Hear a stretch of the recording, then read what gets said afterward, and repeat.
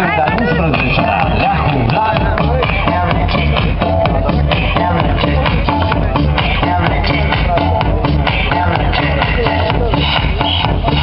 Foarte frumos. Ușor, mergem la Leahu Vlad.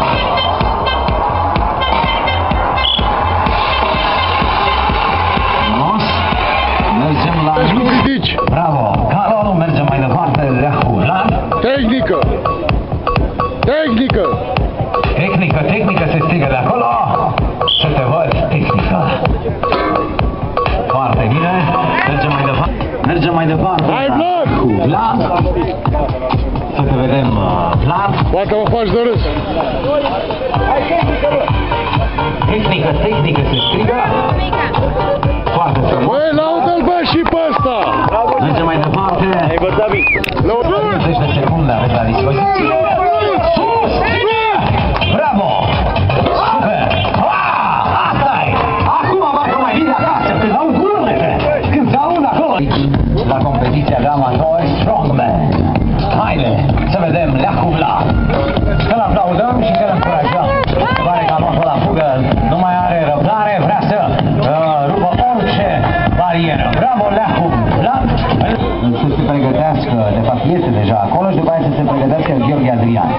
Leahu Vlad este și mama lui aici, o văd în albastru cu care am și vorbit mai devreme, pe care o salut, care e alături de el să-l susțină la această competiție, așa și trebuie și mă bucur să văd acest lucru.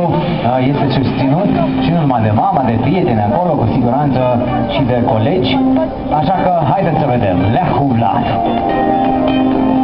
Aplauze pentru Leahu Vlad și încredere maximă.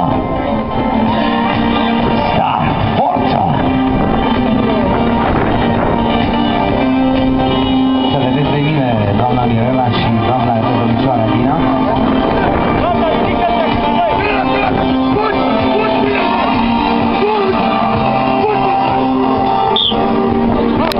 Da? Gheorghe, nu, Rax, Carol și după aia Gheorghe Mircea. Ok, hai să vedem Leahu Vlad. Aplauze doamnelor și domnilor pentru Leahu Vlad. Unde sunt aplauzele? Încurajăm pe fiecare concurent în parte.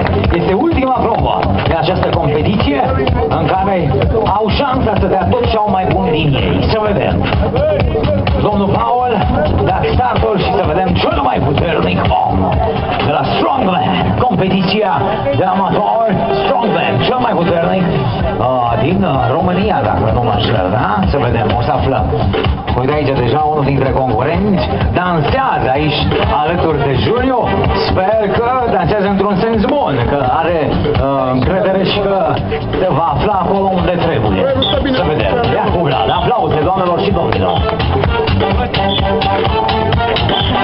Sus muzica, că îți spun eu că îi va da mai multă energie. Mersi DJ Joshua.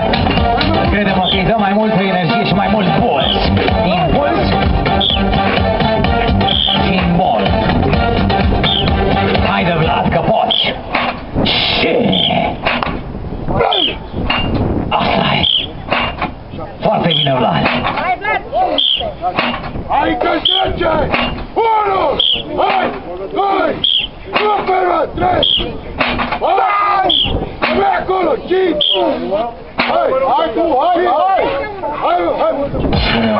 Foarte bine. A lăsat o liniște, cum se trage